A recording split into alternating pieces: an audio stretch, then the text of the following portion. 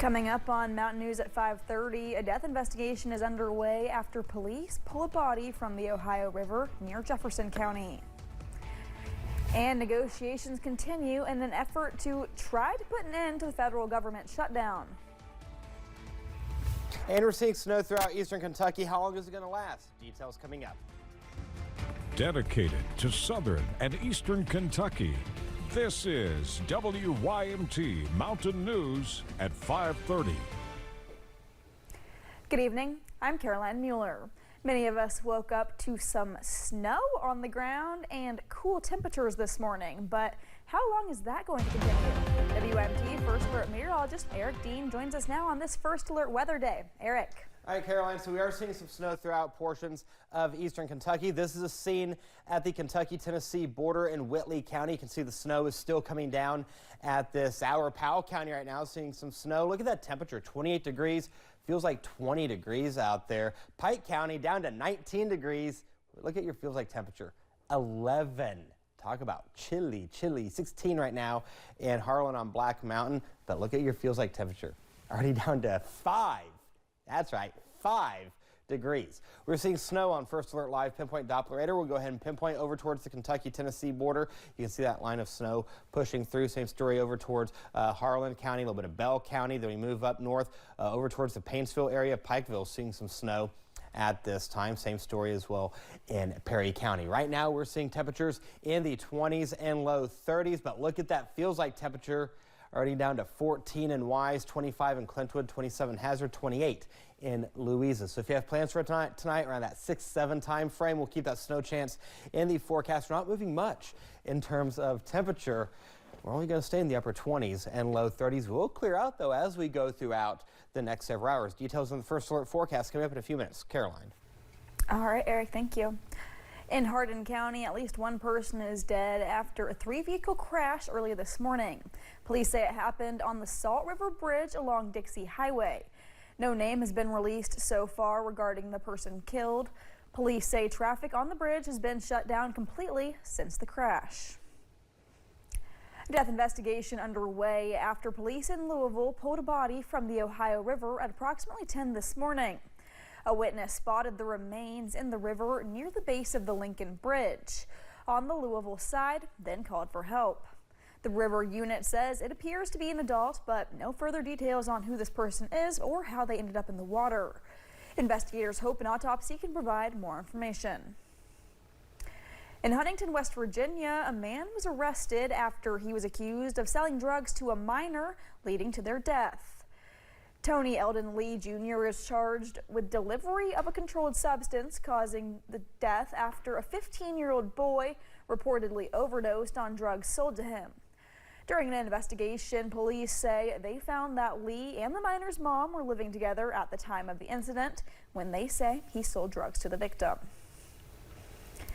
A man was arrested for reportedly being involved in a weekend shooting in Woodford County.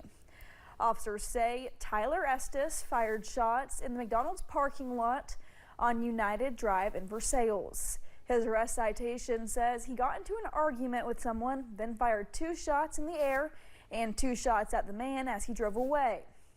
Officers say a woman and 2 small children were in the vehicle with Estes. No one was hit by gunfire. Estes is charged with 4 counts of wanton endangerment. In Carter County, 2 men are facing charges after police say they found more than 1,000 grams of fentanyl. Police arrested Anton Glenn Miles and Craig Horton on November 2nd as part of an ongoing narcotics investigation. Deputies with the sheriff's office say they were able to make the arrest after information they received led to a search where they recovered a substantial amount of narcotics. 2 people were taken to the hospital after a building in Charleston, West Virginia caught on fire early this morning. The assistant fire chief of the Charleston Fire Department says they received the call just before 4 a.m. Originally, they were told it was a residential fire, but after crews arrived on scene, it was changed to a working fire. The building was eventually deemed a loss and crews had to pull back. About an hour, and it took us about an hour and a half to make the determination the building was becoming unsafe for firefighters to enter, and we switched to what's called a defensive posture, and that's when we put our ladder trucks up and removed for the firefighters from inside. The investigation is still ongoing. Officials with the fire department say they are expecting it to take a while. At least 14 people were killed in a crash involving a UPS plane in Louisville.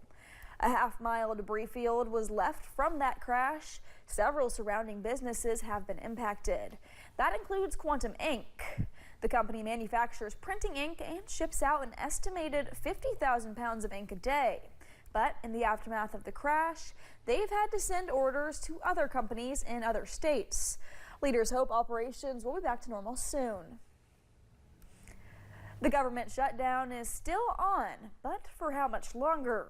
The Senate has been working to finalize a legislative package that would put an end to the shutdown. This came after a key vote late yesterday saw 8 Democrats cross the aisle to embrace a deal. Senate Majority Leader John Thune says he hopes to have a final vote on the package, quote, in the very near future. There will be more about this on the CBS Evening News coming up at 6:30. President Donald Trump is demanding air traffic controllers return to work. Controller shortages caused by the government shutdown have caused increasing delays at airports. WYMT Washington correspondent Brendan Cullerton breaks down the situation from Washington. Sunday was the worst day of the 6-week government shutdown in terms of travel problems, with thousands of canceled flights and about 10,000 delays. Air traffic controllers say it's difficult to expect a full workforce when they aren't getting paid. Thousands of Americans felt the impact of the government shutdown when their flight was either delayed or canceled. National Air Traffic Controllers Association President Nick Daniels says the nation's supply of controllers is running thin. When you only have 4 controllers and you have 2 of them that can't make it to work, you're at 50%. Some of our facilities have only 3 or 4 controllers on a shift, day in and day out. As President Donald Trump condemns the controllers calling out sick during the shutdown, Daniels says it's been a difficult time. Have now received 2 $0 paychecks, 41 days without pay. Controllers continue to show up and step up. The FAA has repeatedly warned that controllers will miss work to take on second jobs in order to stay above water financially during the shutdown. We have trainees that have moved hundreds, if not thousands of miles across the country to the highest cost areas of living and now can't even afford to go to work, or they can't afford the child care to come into work. Daniel says the conditions for controllers put the country at risk for safety issues in a high-stakes environment. The added stress leads to fatigue. The fatigue has led to the erosion of safety and the increased risk every day that this shutdown drags on. The situation could soon improve as lawmakers make progress on a deal to end the shutdown. The plan would allow controllers to receive full back pay. In Washington, I'm Brendan Cullerton. President Donald Trump is pardoning dozens of people involved in efforts to overturn the 2020 presidential election results. 77 people were pardoned by the president for their efforts, including former New York City Mayor Rudy Giuliani. After months of trying to reverse election results, the president and his allies were put in trouble for their legal efforts. However, none of those being pardoned have been charged with federal crimes related to the election. A private burial service was put on today for Kentucky's first and only female governor. Martha Lane Collins died on November 1st at the age of 88. She served as governor from 1983 to 1987.